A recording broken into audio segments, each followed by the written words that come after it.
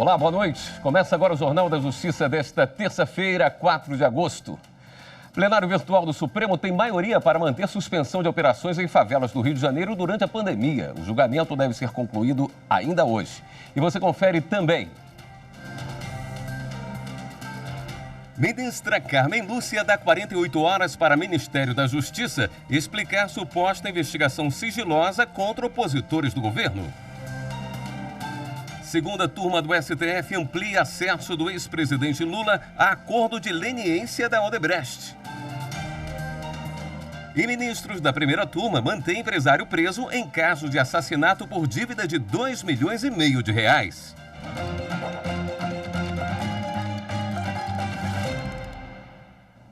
O Supremo Tribunal Federal formou maioria para manter suspensão de operações policiais em favelas do Rio de Janeiro durante a pandemia de Covid-19. Até o momento, 5 ministros referendaram a decisão liminar do ministro Edson Fachin, que restringiu as ações desde junho deste ano. O entendimento é de que as operações só podem ocorrer em hipóteses absolutamente excepcionais que devem ser devidamente justificadas por escrito pela autoridade competente. O julgamento é feito no plenário virtual da Corte e termina nesta terça-feira. Ainda sobre julgamentos virtuais no Supremo, a Corte agora disponibiliza um painel que permite o acesso em tempo real a informações sobre essa forma de julgamento. Com o objetivo de facilitar o acesso dos usuários às decisões do Supremo Tribunal Federal e de priorizar a transparência de informações, o STF disponibiliza a partir de hoje o painel de julgamentos virtuais. A novidade segue orientações do Tribunal de Contas da União em relação à divulgação de dados. A visualização inicial da página exibe o total de julgamentos virtuais por órgão colegiado, relatores e classes processuais, além de um gráfico que mostra o histórico de decisões por sessão.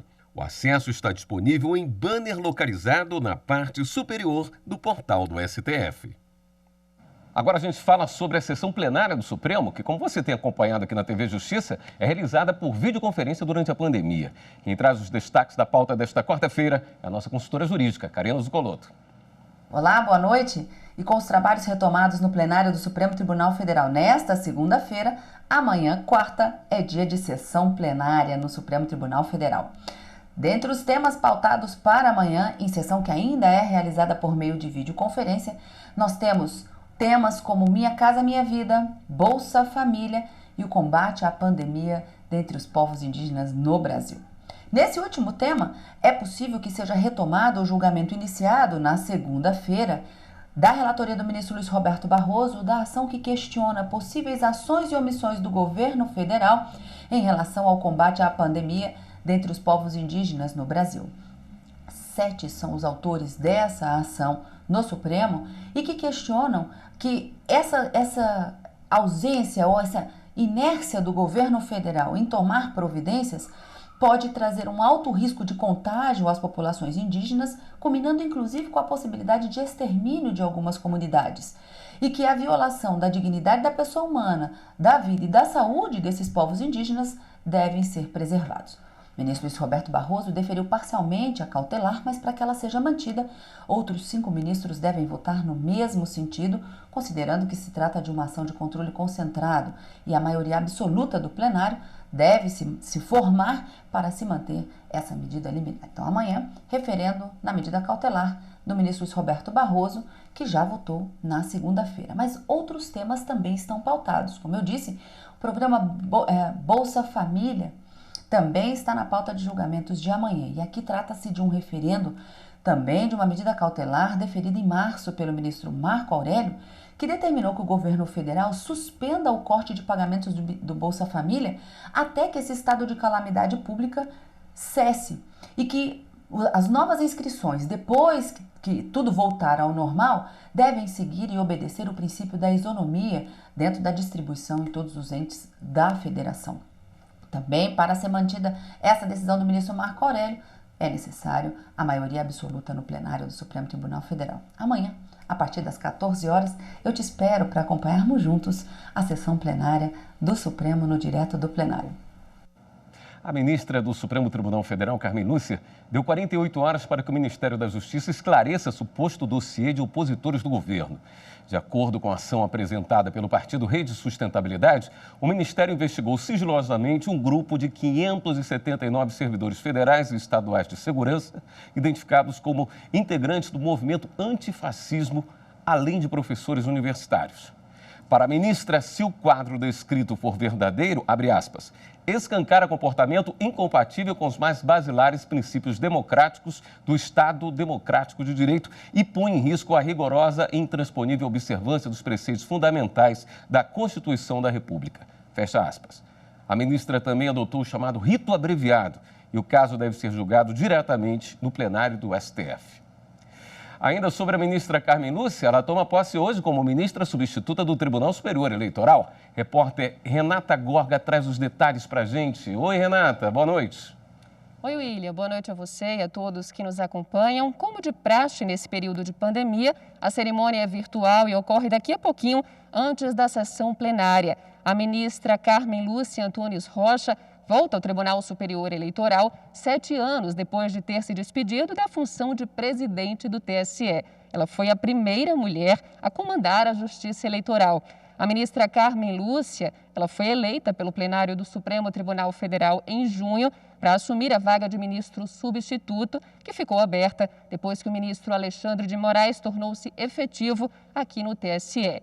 Mineira da cidade de Montes Claros, Carmen Lúcia atuou como procuradora do Estado, professora e advogada. Desde 2005, ela integra a Corte Suprema. William. Obrigado, Renata.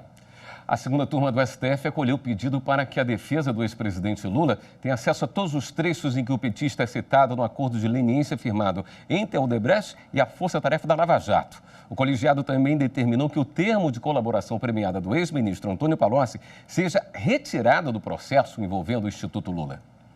O primeiro caso julgado foi o pedido para a defesa do ex-presidente Lula ter acesso aos autos do acordo de leniência feito com a Odebrecht para apuração de corrupção envolvendo a construção do Instituto Lula em São Paulo. Pedindo respeitosamente o provimento do recurso para o fim de restabelecer a decisão proferida ab início pelo eminente ministro Edson Fachin, de modo a dar acesso à íntegra dos autos do acordo de leniência para que a defesa possa fazer a sua própria seleção e não a acusação ou o órgão judicial de primeiro grau. O pronunciamento do Ministério Público foi contra o pedido. A defesa quer ter acesso a todo o conjunto de elementos obtidos no acordo de leniência. E eu pergunto, é razoável essa posição? E tem do Ministério Público? Não. Esse acordo inclui uma série de fatos que não dizem respeito ao paciente. O relator, ministro Edson Fachin, reforçou que já negou outros pedidos da defesa e julgou que o recurso usado não é a via adequada para questionar a legalidade de provas. Como sabemos, a reclamação serve, em suma, para questionar a violação de súmula vinculante do Supremo Tribunal Federal ou autoridade das decisões proferidas por este tribunal, e não legalidade das provas produzidas. Voto que foi vencido. Os ministros Ricardo Lewandowski e Gilmar Mendes julgaram que os prazos da ação penal devem ser reabertos para a defesa de Lula ter acesso aos trechos dos autos do acordo de leniência feito com a Odebrecht, em que cita o petista em suposto esquema de propina. Não há, no Estado democrático de direito, qualquer tipo de segredo, notadamente em se tratando de acusado perante a Justiça. É preciso, e o Supremo Tribunal Federal já assentou isso na súmula 14, conceder aos investigados amplo acesso às informações coletadas em seu favor. Esta é uma imposição do regime democrático, sob pena de resvalarmos numa ditadura judicial ou ministerial data vênia. Com as vênias de estilo, eu divirjo do relator para dar provimento ao agravo regimental, de modo a, nos termos decididos pelo relator na decisão de 17/6/2019, assegurar o acesso restrito aos elementos de prova já documentados nos autos e que lhe digam respeito, ressalvadas eventuais diligências em curso ou em deliberação em conformidade com a súmula vinculante 14 deste Supremo Tribunal. Também foi julgado habeas corpus que questiona o andamento da ação penal sobre terreno para o Instituto Lula. O pedido da defesa foi para paralisar o processo por considerar que Lula sofreu violações de direitos humanos. Os advogados questionavam a obtenção de provas, principalmente as ligadas à delação do ex-ministro Antônio Palocci. Por maioria de votos, os ministros da segunda turma do STF negaram um pedido para paralisar a ação penal. No entanto, a delação de Palocci deve ser retirada do processo. A primeira turma do Supremo decidiu que o empresário de São Paulo deve permanecer preso preventivamente até o julgamento da ação penal. Ele é acusado de mandar matar um advogado por causa de uma dívida de mais de 2 milhões de reais. O empresário Danilo Afonso Pequim é acusado de ser um dos mandantes do assassinato do advogado Francisco Assis Henrique Neto Rocha, de 57 anos. O crime ocorreu neste posto de gasolina, na Avenida Washington Luiz, na cidade de São Paulo. A vítima aparece de terno entre os dois carros, em primeiro plano. O réu é dono de uma empresa de investimentos em moedas virtuais, conhecidas como bitcoins. De acordo com as investigações, o empresário e o sócio teriam encomendado o crime por causa de uma dívida de 2,5 milhões de reais. O advogado de defesa pedia que o réu respondesse pelo homicídio em liberdade. Segundo ele, a prisão preventiva seria ilegal. O paciente, durante toda a fase de investigação, sempre que chamado, prestou os esclarecimentos perante a autoridade policial e não se furtou de responder nenhuma pergunta da autoridade policial. No começo deste ano, o relator ministro Marco Aurélio suspendeu a prisão preventiva do empresário decretada pela Justiça Paulista. Nesta tarde, ele confirmou o entendimento no julgamento de mérito da primeira turma. Implementei a medida cauteladora em 13 de fevereiro do corrente ano. E o fiz a partir da premissa segundo a qual a imputação, ante o princípio da não culpabilidade, não respalda a preventiva. Mas o ministro Alexandre de Moraes abriu divergência. Argumentou que o caso é muito grave, em que a vítima não pôde se defender e que as suspeitas contra o empresário são fortes. Não há, de cara, a possibilidade de se entender que não existe justa causa para a ação penal. Porque há uma série de cruzamentos de ligações telefônicas, há fortes indícios de participação, há essa testemunha. Os outros ministros seguiram o mesmo entendimento e votaram para que o empresário permaneça na prisão até o julgamento da ação penal. Eu tenho para mim que nos casos que envolvam violência real, seja em homicídio, seja em roubo, ou mesmo grave ameaça, o ônus argumentativo para demonstrar a periculosidade concreta é diminuto, porque ela está inerente à prática do ato em si. Era uma dívida de 2,5 milhões que a parte tinha para com a vítima e resolveu, digamos assim, saldar a obrigação da maneira mais anticivilizatória possível. E a seguir, os destaques da sessão de hoje do Tribunal Superior Eleitoral. Voltamos já.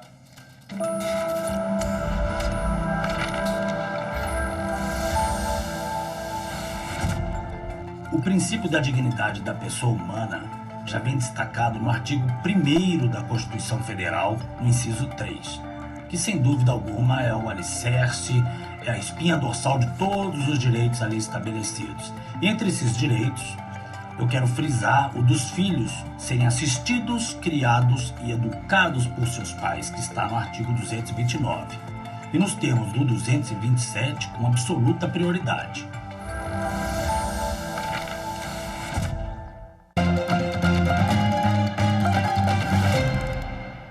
E logo mais tem sessão plenária do TSE. O colegiado deve analisar possíveis fraudes em candidaturas femininas nas eleições de 2016. Henrique Amaral tem os detalhes para a gente. Boa noite, Henrique. Boa noite a todos.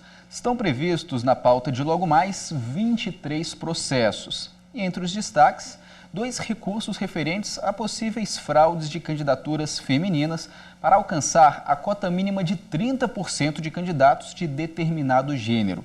Um processo vem da cidade de Pedro Laurentino, no Piauí, e o outro é do município gaúcho de Imbé.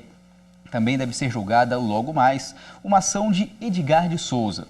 Ele foi eleito prefeito da cidade de Lins, em São Paulo, mas teve o mandato cassado pelo Tribunal Regional Eleitoral do Estado. E William, amanhã o presidente do Tribunal Superior Eleitoral, ministro Luiz Roberto Barroso, vai dar uma entrevista coletiva para apresentar os dados atualizados do eleitorado. As informações representam um raio-x dos eleitores brasileiros. A entrevista coletiva vai ser realizada de forma virtual e transmitida pela TV Justiça e também pelo canal da Justiça Eleitoral no YouTube, youtube.com.br/Justiça Eleitoral, Justiça sem o cedilha. Os jornalistas interessados em enviar perguntas podem entrar em contato com a assessoria de comunicação do TSE pelo e-mail imprensa@tse.jus.br. William. Obrigado, Henrique. Um outro destaque do Tribunal Superior Eleitoral é a publicação do livro Liberdade de Expressão e Propaganda Eleitoral, de autoria do ministro Tarcísio Vieira de Carvalho Neto. A obra foi estruturada em 3 capítulos e trata dos reflexos do princípio da liberdade de expressão, protegido no Brasil e em Portugal, mais especificamente no que se refere à propaganda eleitoral. A pesquisa foi realizada a partir da análise das instituições, das leis especializadas e da jurisprudência dos 2 países. Agora vamos com notícias do Superior Tribunal de Justiça. O STJ decidiu que seguro habitacional deve cobrir defeitos estruturais de construção. Os ministros da segunda sessão julgaram a favor do pedido de indenização de moradores de um conjunto habitacional em Bauru, no estado de São Paulo, cujas casas apresentaram problemas estruturais, como rachaduras relacionadas a fundações mal executadas, umidade e madeiras apodrecidas. O Tribunal de Justiça de São Paulo havia entendido que não caberia a cobertura do seguro por danos resultantes de vícios de construção que estavam excluídos expressamente da pólice. Por isso, os moradores entraram com um recurso no STJ. A relatora, ministra Nancy Andrighi, afirmou que a função socioeconômica do seguro vinculado ao sistema financeiro habitacional leva a concluir que a exclusão de responsabilidade da seguradora se dá apenas em relação aos riscos resultantes de atos do próprio segurado ou do desgaste natural do bem. Com isso, a segunda sessão estabeleceu que os vícios estruturais de construção estão cobertos pelo seguro obrigatório do sistema financeiro de habitação e os efeitos devem se prolongar além da quitação do financiamento. Outro caso analisado pelo STJ envolve um atropelamento por ônibus. O tribunal considerou que o episódio é acidente de consumo, mesmo a vítima não sendo um dos passageiros. Os ministros da terceira turma reformaram o acórdão do Tribunal de Justiça do Rio de Janeiro, que afastou a relação de consumo em ação de indenização ajuizada por um gari que foi atropelado por um ônibus enquanto trabalhava. O Tribunal de Justiça do Rio de Janeiro havia entendido que, para que a vítima fosse caracterizada como consumidor por equiparação, de acordo com o conceito ampliado do Código de Defesa do Consumidor, seria necessário um acidente de consumo, originado de defeito na execução dos serviços, o que não seria o caso, já que não houve vítima entre os passageiros. Ao afastar a incidência do Código de Defesa do Consumidor, o Tribunal Fluminense declarou a prescrição da ação indenizatória com prazo de 3 anos, com base no Código Civil. Mas ao analisar o recurso do homem no STJ, o relator, ministro Paulo de Tarso Sanseverino, destacou que geralmente as vítimas ocasionais de consumo não têm qualquer vínculo com o fornecedor e por isso eles ficariam de fora do que abrange o Código de Defesa do Consumidor em casos de abordagem mais restrita. Segundo o ministro, se a relação é de consumo e o acidente se dá no seu contexto, o fato de os consumidores não terem sido vitimados não faz diferença para que o terceiro diretamente prejudicado tenha o direito à extensão da relação de consumo. O prazo prescricional foi considerado com base, então, no Código que defende o consumidor e restabelecido para 5 anos. Assim, a terceira turma definiu que o Tribunal de Justiça do Rio deve analisar a procedência do pedido indenizatório. Outra notícia sobre transporte público, mas agora da Justiça Trabalhista. O Tribunal Superior do Trabalho decidiu que um motorista de Niterói, no Rio de Janeiro, não tem direito a hora extra na chamada dupla pegada. Nesse tipo de regime, a jornada de trabalho diária é dividida por um intervalo superior a 2 horas. O motorista pretendia receber horas extras relativas ao intervalo intra-jornada de dupla pegada. Ele contou que trabalhava em turno único, das 5 horas da manhã às 9 da noite, em intervalo que variava de 2 horas e meia a 3 horas. e que 2 vezes por mês também trabalhava aos sábados, o que descaracterizaria o sistema de turno único. A empresa alegou que o empregado trabalhava no regime de 2 pegadas, com pagamento de horas extras e compensação de jornada. O Tribunal Regional do Trabalho da Primeira Região, no Rio de Janeiro, manteve a sentença que havia determinado o pagamento de 50% de 1 hora de salário por dia de trabalho nos turnos com mais de 6 horas contínuas da segunda pegada. O TRT também determinou o pagamento de 1 hora extra relativa ao intervalo. Ao julgar o recurso da empresa ao TST, o relator da primeira turma, ministro Dezena da Silva, explicou que a consolidação das leis do trabalho estabelece a necessidade de intervalo mínimo de 1 hora em qualquer trabalho contínuo, cuja duração exceda as 6 horas, e que a jornada do motorista comprova que o intervalo intrajornada previsto na CLT foi devidamente concedido. Por isso, não há necessidade de 2 intervalos na mesma jornada, mesmo que a segunda pegada tenha duração superior a 6 horas, pois a jornada é única, concluiu o ministro. A decisão foi unânime. E você confere no próximo bloco. O Conselho Nacional de Justiça arquiva a reclamação contra o presidente do STJ, ministro João Otávio de Noronha. Em instantes.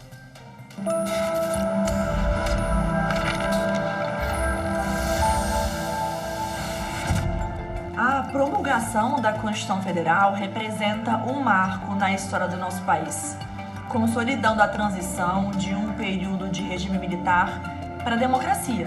Nela estão previstos princípios essenciais para o início de uma democracia, como o pluralismo político, a livre iniciativa, a liberdade de expressão.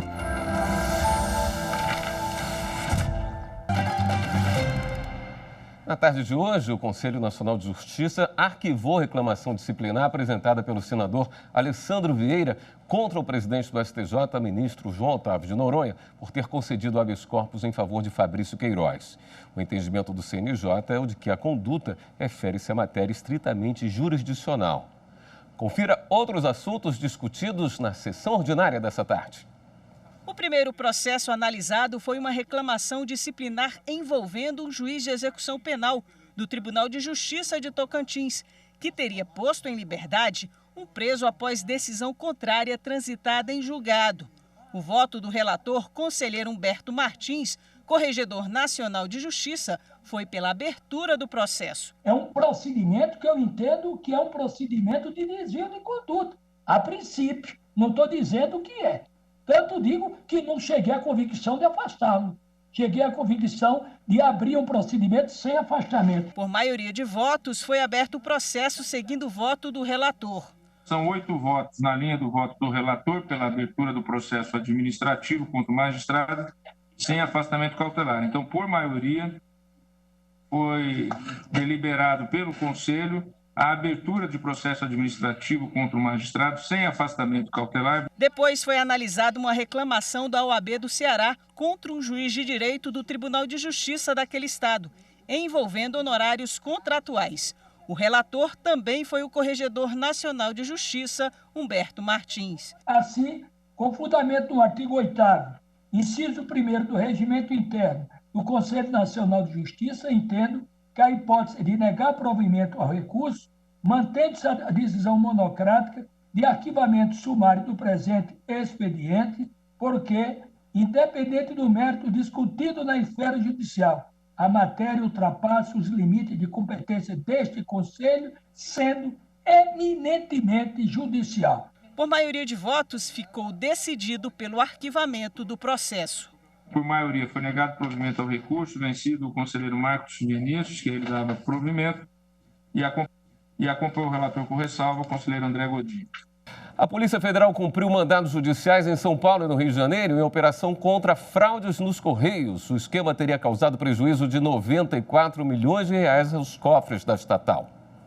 Além das buscas e apreensões, a Justiça também autorizou o afastamento de funcionários suspeitos de participarem da organização criminosa.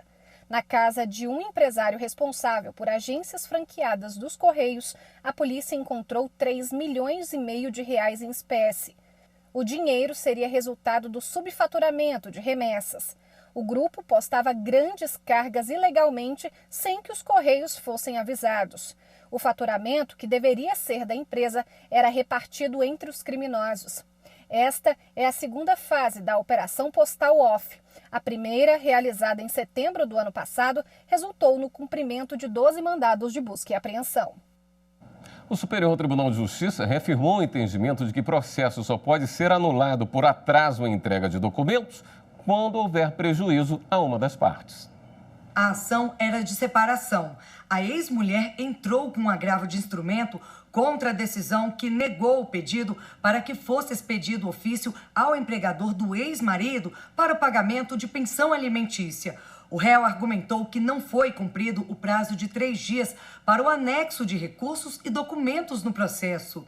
O Tribunal de Justiça do Estado de São Paulo concordou e não admitiu o agravo de instrumento porque a cópia do documento foi juntada ao processo 1 dia após o prazo. A mulher recorreu argumentando que, ainda assim, o recurso cumpriu o objetivo do ato e que a parte contrária não demonstrou o prejuízo que teria sido causado com o atraso. No STJ, os ministros da terceira turma entenderam que houve excesso de formalidade por parte do Tribunal de Justiça Paulista. Para o relator, ministro Vilas Boas Cueva, se não for verificado prejuízo à parte contrária e tendo essa exercido seu direito de defesa, não há nulidade na juntada de cópia do recurso fora do prazo de 3 dias previsto no Código de Processo Civil. A edição de hoje do Jornal da Justiça fica por aqui.